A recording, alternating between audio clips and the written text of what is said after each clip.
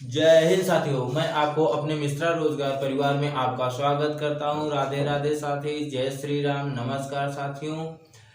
आज हमारा टॉपिक है इतिहास। पहले ये बताइए आप सब कैसे हैं और आप सबकी पढ़ाई कैसी चल रही है।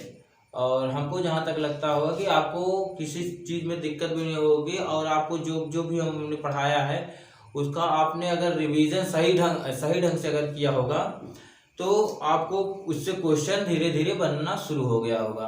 और हमको जहाँ तक लगता है कि हमने जहाँ तक पढ़ाया सीपीयू, यानी आप अगर पेपर देंगे तो आपको सब में आएगा। जैसे ये आज इतिहास पढ़ाएंगे तो मान के चलिए कि आप कौनों पेपर दीजिए, जैसे कि यूपी पुलिस दीजिए, यूपीएसआई दीजिए, जीडी दीजिए, बिहार पुलिस और दिल्ली पुलिस या कौनों एग्जाम, यहाँ तक बिहार या रेलवे की आ रही है, आरपीएफ, कोनो एग्जाम दीजिए तो अगर उसमें इतिहास से पूछा जाए और पक्का यहाँ से पूछा जाएगा, ये तो हम गारंटी लेते हैं कि एक दो क्वेश्चन यहाँ इतिहास से जरूर पूछा जाता है। और यहाँ से भी फंसेगा भी, ये भी हम मानते हैं। और अब पेपर प्रीवियस ईयर के हिसाब से ही हम आपको पढ़ाएंगे। और बिना हम समय गंवाए हुए एक मोटिवेशनल लाइन से शुरू करना चाहते हैं।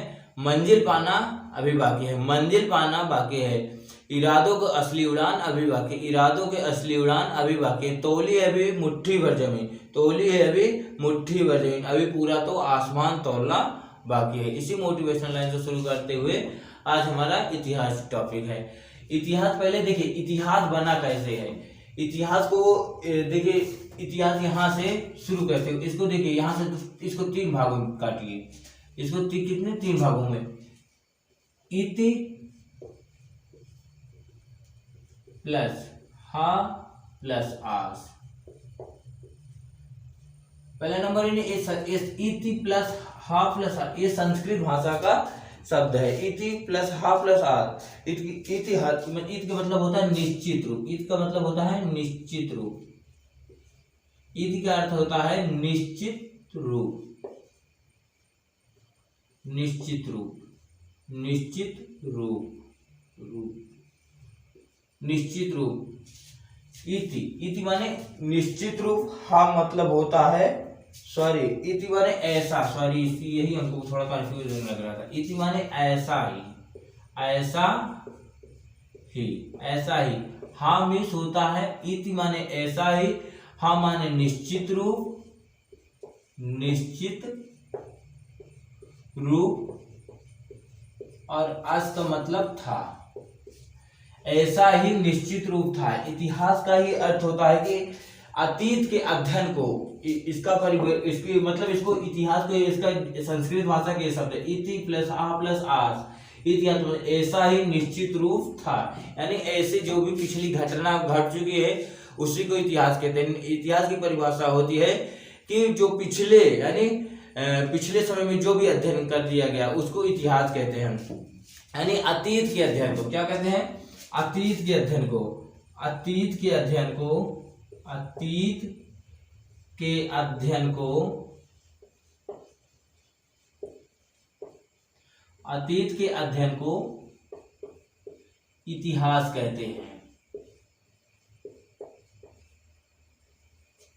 इतिहास कहते हैं। अतीत के अध्ययन को इतिहास कहते हैं। और इतिहास इतिहास की अंग्रेजी होती है हिस्ट्री। इतिहास की अंग्रेजी क्या होती है, हिस्ट्री, HISTORY, हिस्ट्री। अब ये हिस्ट्री कहाँ का शब्द है, देखो ये तो संस्कृत शब्द था, इतिहास कहाँ का था, संस्कृत का था। और इतिहास इति प्लस हा प्लस आस, ऐसा ही निश्चित रूप था। यानी अब इसको हम इसका एक डिफिनेशन देते हैं, अतीत के अध्ययन को इतिहास कहते हैं। अब अतीत का अध्ययन मतलब समझो, अतीत जैसे आज अभी हमने जो आपको पढ़ाया, मान लीजिए आज नहीं कल 4 दिन बाद ये हम नहीं सॉरी जैसे कोई आज घटना हुई, आज जैसे कोई घटना हुई, उसके बाद 4 दिन बाद कोई घटना, ये घटना पूरा नहीं हो गई तो 4 दिन बाद इसको क्या कहेंगे, अतीत नहीं होगी, हमारा भविष्य नहीं होगा। यानी आज अपनी बचपन की फोटो देखिए तो कहा कि हमारा इतिहास ऐसा था, बताते नहीं कि मैं बचपन में बहुत दुष्ट था, शरारती था, उसी को यानी पिछले को कि जो बीत गया उसी को अतीत कहते हैं। यानी अतीत को अध्ययन को इतिहास कहते हैं। और इतिहास कहते हैं हिस्ट्री। अब यहाँ से हिस्ट्री कहाँ का शब्द है, यूनानी का शब्द है। कहाँ का है, यूनान का शब्द है, यूनान का शब्द है। हिस्ट्री यूनान का शब्द है। हिस्ट्री कहाँ का शब्द? हिस्ट्री यूनान का शब्द है। और ये कहाँ से लिया गया है? हिस्ट्री हिस्टोरिया से लिया गया। कहाँ से लिया गया है? हिस्टोरिया। इसका मतलब होता है, एक मिनट, हाँ, IS हिस्टोरिया। इस देखो हिस्ट्री, देखो हिस्ट्री यूनान शब्द का लिया गया, लेकिन हिस्ट्री लिया कहाँ कैसे गया? किस शब्द से? हिस्टोरिया। हिस्टोरिया का मतलब होता है खोज। इसका मतलब होता है खोज, अनुसंधान, अन्वेषण, अनुसंधान या अन्वेषण, अन्वेषण। अब यहां से एक बात समझिए, दो देखिए, इतिहास इति प्लस आ प्लस आ, इतिहास ऐसा ही निश्चित रूप था, यानी ऐसे ही निश्चित रूप था, यानी ये पहले था जो बीत गया। अतीत के अध्ययन को इतिहास कहते हैं, यानी पिछले अतीत के अध्ययन को क्या कहते हैं? इतिहास कहते हैं। हिस्ट्री, हिस्ट्री यूनान का शब्द है। हिस्ट्री कहाँ का शब्द है? यूनान का शब्द है। हिस्ट्री कहाँ से लिया गया? हिस्ट्री हिस्टोरिया से लिया। इसका शब्द होता है खोज या अनुसंधान। मतलब समझता कि नहीं? अब इसमें आपको पढ़ना पड़ेगा, इतनी बात तो हिस्ट्री के पीछे पड़ी। अब हिस्ट्री से यहाँ से इतना आपको समझ में आ गया, इतना आप एक बार नोट डाउन करिए, तो फिर आपको समझाते हैं।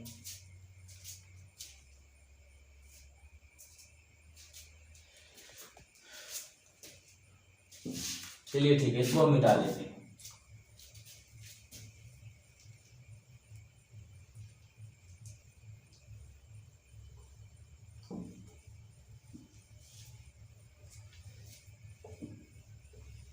अब इतिहास को हम 3 भागों में बांटते हैं। इतिहास को 3 भागों में बांटते हैं। पहले इतिहास को 3 भागों में बांटने से पहले हम पृथ्वी के बारे में बता दें कि हमारी पृथ्वी पहले कैसी थी और आज वर्तमान समय में जो देख रहे हैं कैसी हो गई है और भविष्य में कैसी हो जाएगी।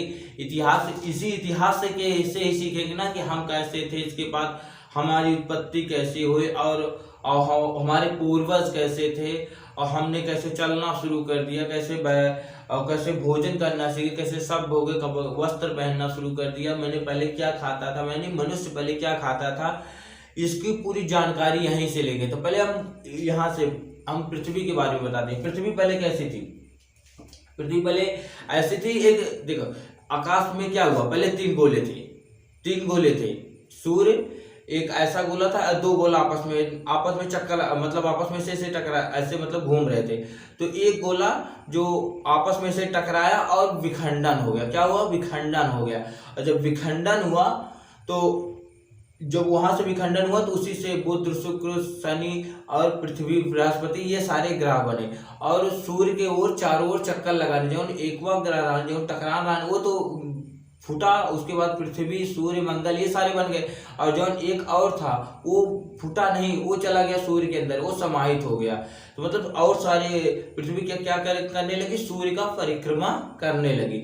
और सूर्य का जब परिक्रमा करने लगी तो सूर्य उस समय क्या था? एकदम ये धधकता हुआ आग का गोला था। पृथ्वी क्या थी? हमारी धधकती हुई आग के गोले के समान थी। और हमारे यहाँ इसमें जीवन संभव था ही नहीं, इसमें जीवन रह सके। लेकिन एक ऐसा समय आया कि इसमें एक हिमयुग आया। हिमयुग का मतलब कि बर्फबारी होने लगी, काफी बरसात हुई, हिमयुग हुआ। देखो हिमयुग होने से क्या हुआ? अटलांटिक महासागर हो गया। अटलांटिक महासागर में देखिए एकदम बर्फ है। देखिए हिमयुग के, उसी हिमयुग के वजह से आज देखिए ग्रीनलैंड में देखिए काफी बर्फ है। यानी अगर आप नॉर्थ और साउथ के यानी दक्षिण तरफ जाएंगे आर्कटिक महासागर में और ग्रीनलैंड में देखो एकदम बर्फ से जमा है, यानी उसी हिमयुग में। और धीरे धीरे देखिए रूस और अमेरिका को कहाँ से एकदम हिमयुग ही अलग किया है, यानी हिमयुग के ही समय में अलग हो। क्यों ये अलग हो? कि इतनी बर्फ वहां पर पड़ी, इतनी बर्फ पड़ी कि वहां पर धरती एकदम शांत हो, मतलब कि अपने रूप में मूल रूप में एकदम ठंडी हो गई। उसके बाद यहाँ पर धीरे धीरे अब वो हुआ, जीव का शुरू हो गया, यहीं से विकास होना शुरू हो गया हिमयुग से। इससे पहले हम अब यहाँ तो मान लीजिए कि यहाँ पृथ्वी के हुए, यहाँ से क्या हुआ? पृथ्वी के हुआ। पृथ्वी कैसे हमारी बनी कि यानी पृथ्वी हमारी ठंडी कैसे हुई? ठंडी होने के बाद अब यहाँ पर लोग रहना शुरू कर दिए। लेकिन इसके पहले आपने सुना होगा एक होता है समय के कि आज BC है, कल एडी है, यानी ईसवी और ईसा पूर्व में काफी कंफ्यूजन होता है। ईसवी और ईसा पूर्व में इसलिए कंफ्यूजन मत किसी को नहीं होगा, आज से हम पढ़ा देंगे आपको। इसलिए होता कंफ्यूजन कि ईसा मसीह के जन्म से, जब ईसा मसीह का जन्म होता है तो उससे पहले, जन्म से पहले का जो समय होता है उसको बीसी बोलते हैं। बीसी बोलते हैं उसको, क्या बोलते हैं उसको? बीसी बोलते हैं। क्या बीसी यानी बिफोर टाइम, इसको बोलते हैं बिफोर क्रिस्ट बोलते हैं।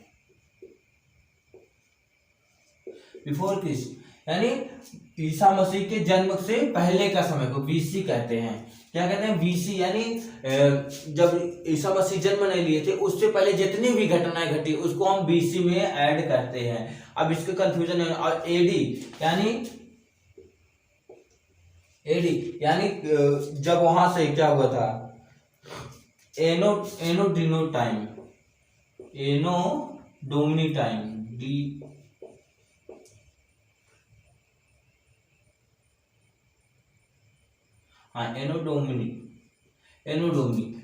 एनो डोमिनी का मतलब हुआ कि यहाँ से जब ईसा मसीह का जन्म हो गया, ईसा मसीह का जब जन्म हुआ तो वहां से इसको ईसा पूर्व बोलते हैं। इसको हिंदी में ईसा पूर्व बोलते हैं।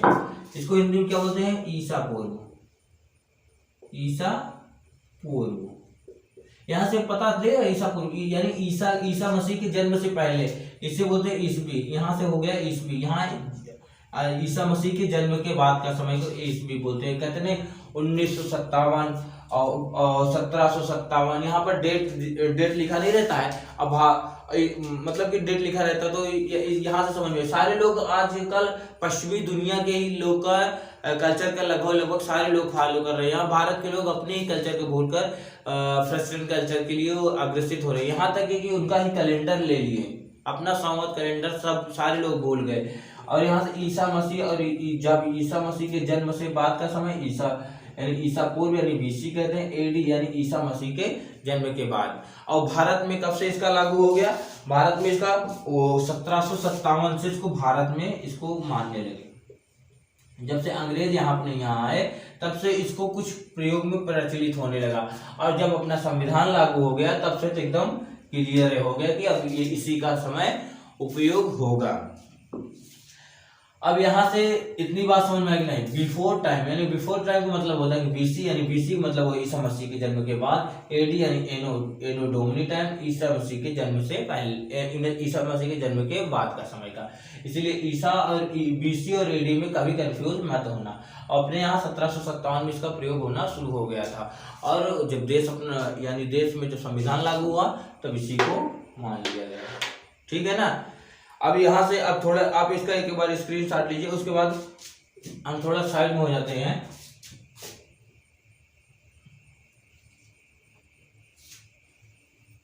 अब इतिहास के बारे में और जानकारी लेते हैं। इतिहास को हम 3 भागों में बांटते हैं।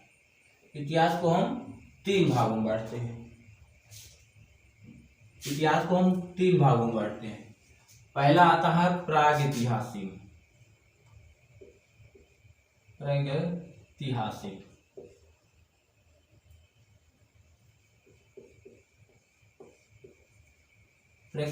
दूसरा अद्यैतिहासिक।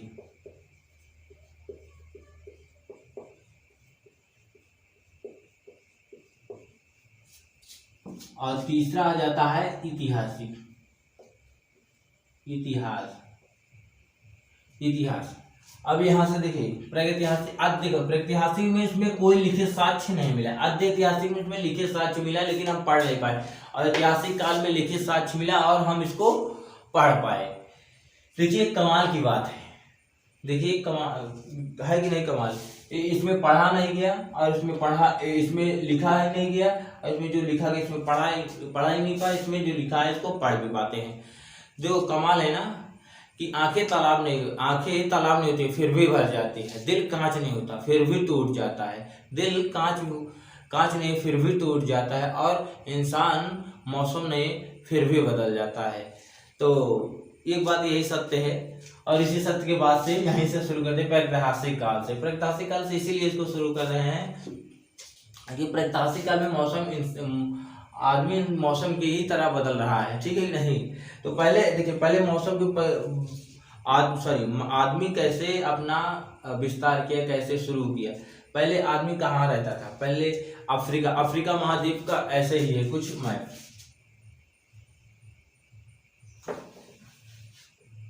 ये है अफ्रीका महाद्वीप, थोड़ा ऐसे करके कुछ अफ्रीका महाद्वीप ऐसे ही है,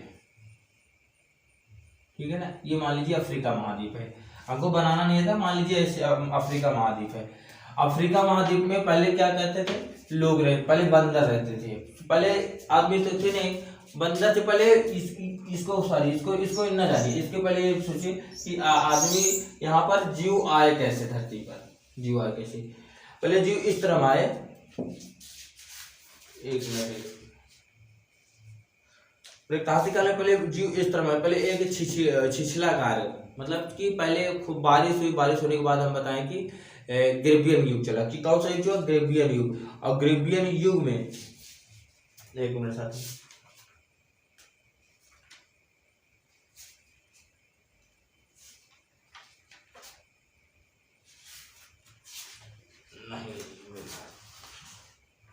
हाँ, एक पहले देखा भूगर्भ वैज्ञानिकों ने प्रागैतिहासिक काल की जानकारी कैसे दी।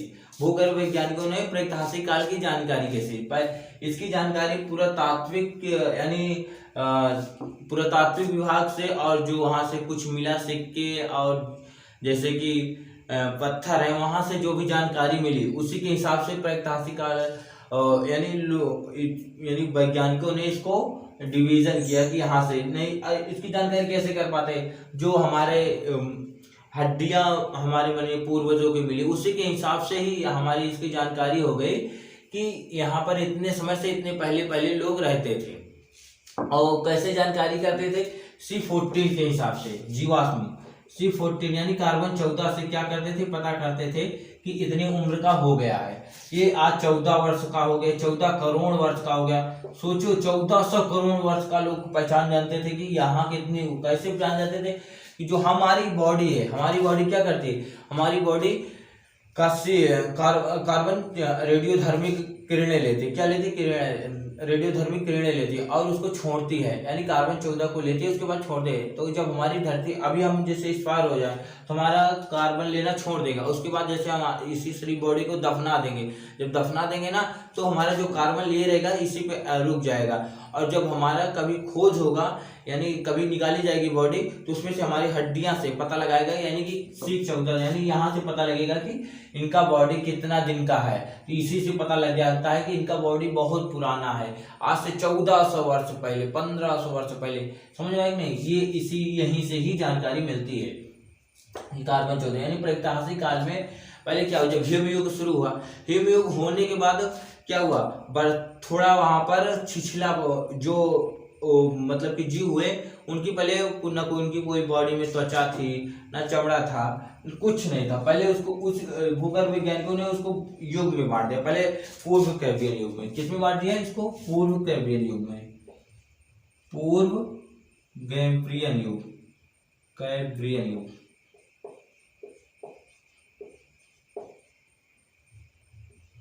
इसमें क्या हुआ, इसमें पहले यहाँ पर जीव कैसे ईठे से प्रागैतिहासिक इनका जीवन प्रगति के लिए शुरू। अब मनुष्य कैसे बने, शुरू हो गए कि आज से यहीं से मानव, यहाँ से लगभग क्या हुआ कि यहाँ पर पेड़ पौधे थोड़ा थोड़ा उत्पन्न होना शुरू किए। वो पेड़ पौधे क्या हुए, हल्का फुल्का एक आध हाँ मान लीजिए कुछ पेड़ पौधे उत्पन्न होना शुरू कर लिए। उसके बाद यहाँ पर बिना चमड़ा होके, बिना चमड़े उमड़े का और बिना हाइड्रा रहित, यानी बिना एकदम छिछला टाइप, जैसे अपनी मांस नहीं होती है उसी छिछले टाइप के पानी में जीव का पनपना शुरू हो गया पूर्व गैब्रियन काल में। पूर्व गैब्रियन काल में क्या हुआ, गैब्रियन काल में क्या हुआ कि इसमें मनुष्य क्या किया, मनुष्य नहीं था उस समय, कोई जीव ऐसे जन्म लिया जो हाइड्रा देखे हो ना, हाइड्रा, उसमें उसका भी क्या आता है, उसमें केवल देखोगे तो उसके पास केवल चमड़े ही रहते हैं, उसमें त्वचा नहीं रहती, केवल मतलब कि वहां पर बॉडी एकदम छिछला टाइप के पानी में से जन्म लिए।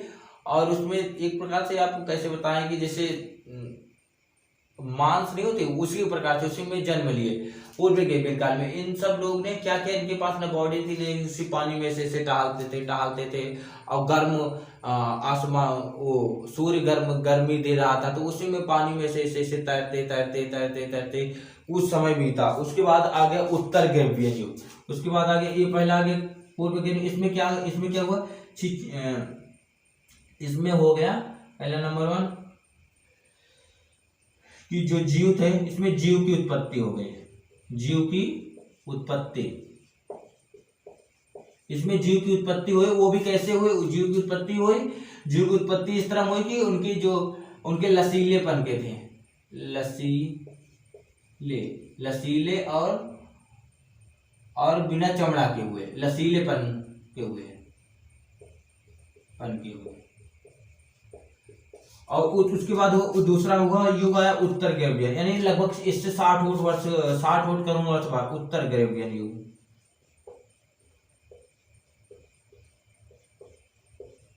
उत्तर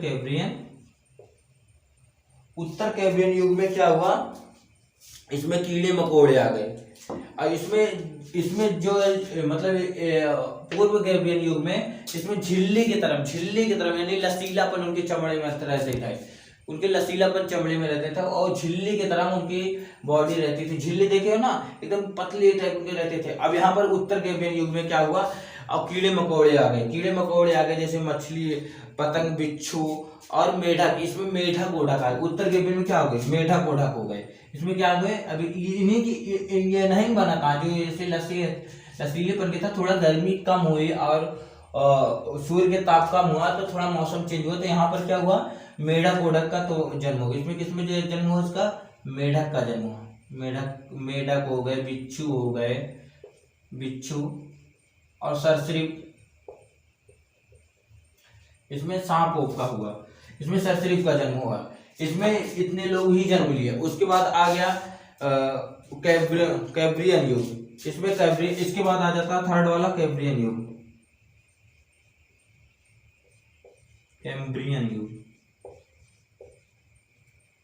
और कैम्ब्रियन युग में इसमें क्या हुआ, इसमें सब आ गए। इसमें रीढ़ वाले जैसे कि सांप हो गए और मेढक हो गए, मछलियां हो गई और कीड़े मकोड़े, विभिन्न प्रकार के जीव इसमें आ गए। इसमें कितने आ गए, विभिन्न प्रकार के जीव आ गए। जिसमें आ गए कैम्ब्रियन युग में। कैम्ब्रियन युग में क्या आ गए, उत्तर कैम्ब्रियन में मेढक ओढक आ गए, बिच्छू कुछ गए। लेकिन कैम्ब्रियन युग में यानी सारे जीव जंतु आ गए, इसमें सारे जीव जंतु आ गए। और एक आ जाता है, इसको मिटा दें बताएं, इसमें सांप वो भाग, इसमें मान के चलिए लगभग इसमें जितने रहते थे ये केवल पेट के बल चलते थे। इसमें जितने कैम्ब्रियन युग में जितने भी चलते थे पानी में चलते थे, पेट के बल चलते थे। लेकिन यहाँ पर पांव वाले भी चलने वाले कोई नहीं है। मेढक भी इसमें केवल घसीट के चलत रहने, ऐसे करके, न कि कौनो वो सावत रहने। सारे में यहाँ पर अभी तक, यहाँ तक कैम्ब्रियन युग में भी सांप भी ऐसे पानी, यहाँ सांप आता था, यानी सारे इसमें पेट के बल से चलते थे। अब इसके बाद आ गया हमारा मेन आ गया, जिसमें हमारा आते हैं ट्रायसिक या जुरेसिक या क्रीटेशन, जिसमें हमारे आते हैं डायनासोर। यहीं से हमारा डायनासोर शुरू होता है। यहाँ इसको लिखते हैं।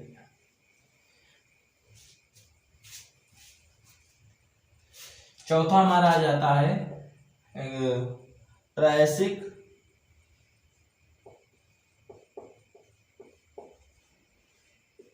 या इसी को जुरेसिक बोलते हैं।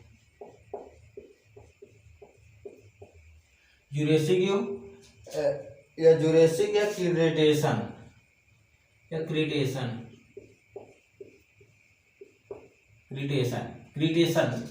युग, ठीक है ना, क्रीटेशस, ठीक है ना, क्रीटेशस, हाँ क्रीटेशस सॉरी, क्रीटेशस। इसमें क्या हुआ, इसमें ही पैर वाले आए। किसमें आए, इसमें ट्रायसिक, जुरेसिक और क्रीटेशस में इसमें ही वो आए पैर वाले। इसमें डायनासोर आए, इसी में ही डायनासोर आए। और पांव, इसमें डायनासोर तो इतने बड़े बड़े थे कि जो वर्तमान में हाथी यहाँ देखे हैं ना, सारे लोग हाथी से भी बड़ा होते थे। और दो प्रकार से डायनासोर थे, एक मांसाहारी रहते थे, एक शाकाहारी रहते थे। और ये इनका पूरा धरती पर इनका दबदबा कायम हो गया, दबदबा इनका कायम रहेगा। इनका दबदबा एकदम कायम था। यहाँ ये सारे लोग जितने छोटे जीव थे इनको जीने ही नहीं दे रहे थे। और अब ये जितने छोटे जीव थे जीने नहीं दे रहे, लेकिन कहते हैं ना किसी की नहीं चलती भगवान प्राकृतिक के सामने, तो इनके भी नहीं चली। और एक मतलब आसमान से एक आए प्लेनेट यानी पत्थर आए, यानी आसमान से। आप सुने नहीं ना कि आज महाराष्ट्र में एक क्रेटर झील बनी, कहाँ से? आसमान से एक पत्थर आया, एक प्लेनेट गिरा, उसके बाद जमीन पर गिरा, उसके बाद वो गड्ढा बना दिया। लेकिन वो बहुत बड़ा पत्थर था, काफी बड़ा था। वो गिरा पूरे धरती पे। कहा जाता है कि जो प्रशांत महासागर है उसी की देन है कि वहीं से वही पत्थर गिरा और सारे डायनासोर वहीं पर मर गए, और जो कुछ बचे थे प्राकृतिक के आपदा की वजह से सारे डायनासोर मर गए। और अब बचा सिनोजोइक। अब इसमें आ गया हमारा 5वीं में आ गया सिनोजोइक, जिसमें हम सब आते हैं। सिनोजोइक,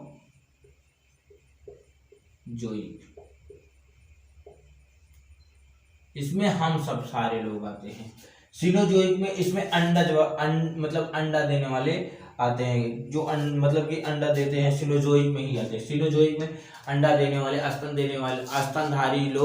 स्तनधारी वाले लोग इस युग में आते हैं। सिनोजोइक ये सबसे कम वाला युग है। सिनोजोइक का कौन सा सबसे कम युग वाला है? इसमें 85 अभी करोड़ वर्ष हुआ। सिनोजोइक सबसे कम युग है, इसमें हमारे सबकी उत्पत्ति हुई। इसमें जब ये सब खत्म हो गए तो इसमें कुछ मौसम चेंज हुआ, कुछ मौसम ठंडा हुआ, और उसके बाद इसमें पक्षियां आ गई और बंदर आ गए, जिसे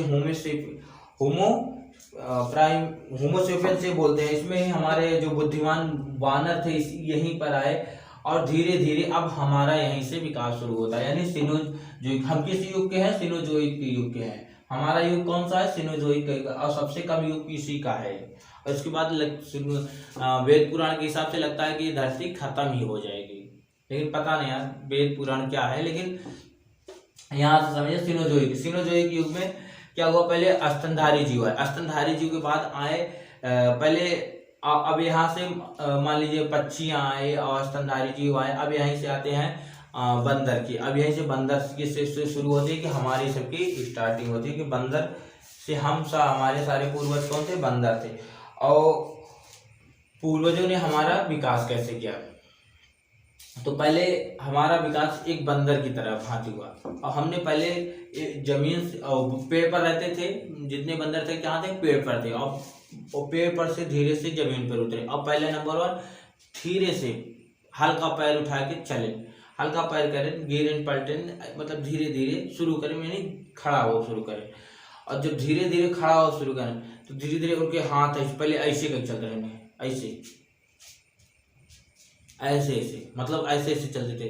तो जब धीरे धीरे हुआ तो उनका हाथ में, उनका जो ये हाथ था, देखिए हमारा सबका हाथ सही है ना, उनका पहले हाथ देखिए बंदर के कैसा हाथ है, एकदम ये सब पूरी जुड़ी रहती है उंगलियां, लेकिन अपना सबका हाथ सही है। तो ये हाथ धीरे धीरे खुलना शुरू हो गया, और इसी खुलने की वजह से आज हमारे यहाँ जितने भी चित्रकारी हैं, देखिए ऐसे पकड़ कर चित्रकारी करते हैं ना, तो जो उस समय के मतलब कि हमारे पूर्वज यानी आदि मानव थे, वो हमारे चित्रकारी करना शुरू कर दिए। इसी की वजह से उनका जब हाथ ऊपर आया तो उनका चित्रकारी करना शुरू की, मतलब उनकी उंगलियां जो लसीली बनती टेढ़े मतलब टेढ़ में थी, तो वो धीरे धीरे सोज होकर एकदम नॉर्मल जैसे हाथ का हमारा सबका हाथ हो गया, उनका हाथ हो गया। उसके बाद धीरे धीरे उनको चित्रकारी करना शुरू कर दिए। अब यहाँ से चित्रकारी करना शुरू कर दिए। उसके बाद यहाँ तक तो अभी मानव सभ्य नहीं हुआ। अब यहाँ देखिए वो मानव क्या कर रहा है, अभी तो धीरे धीरे उसका विकास हुआ। एक पीढ़ी बीती, 2 पीढ़ी बीती, ऐसे बीतती गई, और मनुष्य बुद्धिजीवी कैसे हुआ? अब आप खुद सोचिए, आप ऐसे करके चलिए, दोनों हाथ पांव नीचे, हाथ नीचे रखिए, उसके बाद पैर नीचे रखिए, उसके बाद चलिए, तो देखेंगे कि आपकी बुद्धि कम काम करेगी, क्योंकि बॉडी और हाथ का दोनों का संपर्क जमीन से हो रहा है कि आपका मस्तिष्क सिर्फ केवल जमीन देख पा रहा है, इसके लिए आपको बुद्धि थोड़ा कम विकास कर पाएगी। लेकिन जब ऊपर रखे तो उनका बुद्धि का विकास हुआ। जब बुद्धि का विकास हुआ तो ये सारे लोग अन्य जीव पर अपना कब्जा करना शुरू करे, यानी डायनासोर वाला काम करना हम सब शुरू करें, यानी अन्य अदर जीव पर अपना कब्जा करना शुरू कर दिया। और धीरे धीरे हमने सारे जानवरों, मनुष्य, पक्षी सब पर कब्जा करने लगे। लेकिन यहाँ से हम अच्छी बात है कि हमारे प्रागैतिहासिक काल, अभी प्रागैतिहासिक काल की हमारी प्रगति शुरू, अब यहीं से हमने क्या किया, पहले नंबर 1 खड़ा होना शुरू किया। पहले क्या हुआ, खड़ा होना शुरू किया। उसके बाद हमने अब यहाँ से अब आ जाता है पाषाण काल। इसी को बांट देते हैं, प्रागैतिहासिक काल को पाषाण काल में बांट देते हैं। अब यहाँ से शुरू कर देते हैं पाषाण काल, अब पाषाण काल, इसी को बांट देते हैं पाषाण काल। एक पाषाण काल, सॉरी, इसी को आ जाता है पाषाण काल। अब पाषाण काल को 3 भागों में बांटते हैं। पाषाण काल, अब पाषाण काल को 3 भागों में बांटते हैं। पूर्व पाषाण काल, मध्य पाषाण काल,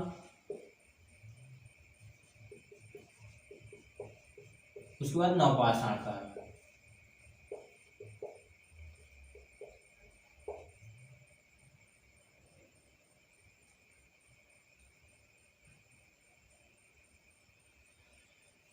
नवपाषाण काल यहां से अब शुरू होते हैं।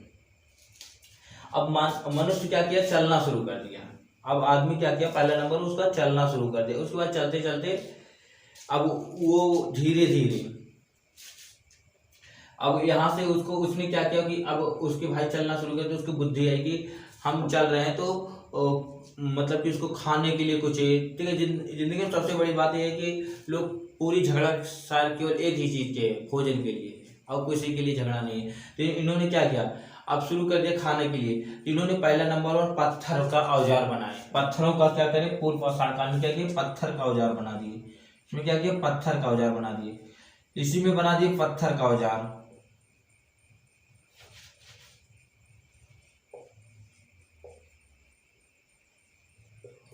इन्होंने पत्थर का औजार बना लिए और पत्थर का औजार बनाना शुरू कर दिए। और यहीं से इन्होंने आग की खोज कर ली।